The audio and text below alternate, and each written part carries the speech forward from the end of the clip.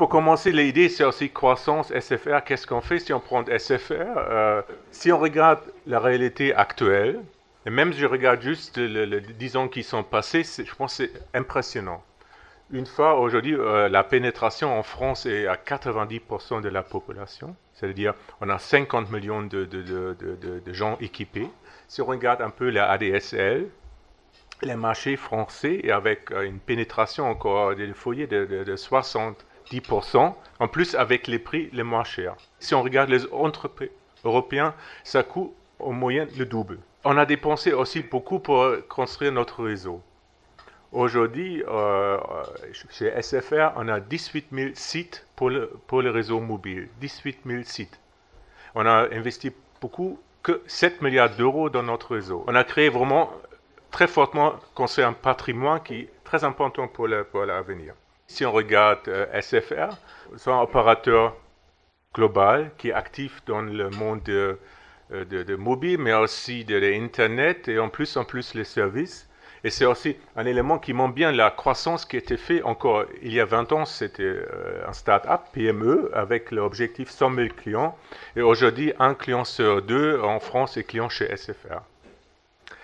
La question maintenant, qu'est-ce qui se passe après? Bien sûr, avec une pénétration de 90% de la population, c'est difficile de vendre plus le mobile, mais le marché est plus en plus mature.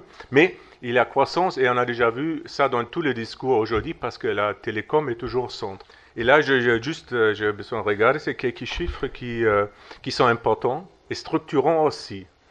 Il y a 40% des Français déclarent faire les achats sur Internet.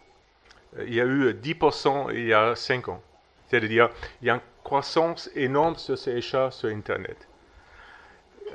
Aussi là, encore plus, avant les gens achètent quelque chose et ça montre bien aussi la complémentarité entre un réseau physique et virtuel. Il y a plus que 60% qui regardent avant sur Internet qu'est-ce que se passe. C'est vrai pour le voyage, c'est vrai même si vous achetez une voiture, 60% des gens regardent avant qu'est-ce que le choix j'en ai. Et si pour notre challenge, c'est ça, comme opérateur mobile, il y a aussi le client qui regarde toutes les propositions des opérateurs, c'est-à-dire nos clients sont plus en plus informés aussi. Après, on parle beaucoup de Facebook aussi aujourd'hui. Si on regarde Facebook, ce n'était pas connu il y a 3 ans. Mais il y a Facebook, il y a un bouleversement énorme, pas marché, mais dans le comportement de nos clients. Avec ça, il y a un challenge aussi pour nos opérateurs pour récupérer cette valeur-là dans ce marché-là. Avec ça, bien sûr, on a besoin de aussi nous adapter nos offres. Aujourd'hui, c'est l'accès illimité Internet. Et là-bas, et dedans, c'est un changement très profond qui se passe aujourd'hui autour du mobile. L'élément qui est très important aussi, pas oublier, c'est aussi nos collaborateurs. Je parle de nos commerciaux, c'était un vendeur. Aujourd'hui, c'est plus en plus les conseillers. Pour moi, il y a un accompagnement à faire qui est très important pour garder aussi les équipes super motivées. Chez nous, on a un programme SFR Révolution, mais je pense que c'est nécessaire mais pas suffisant.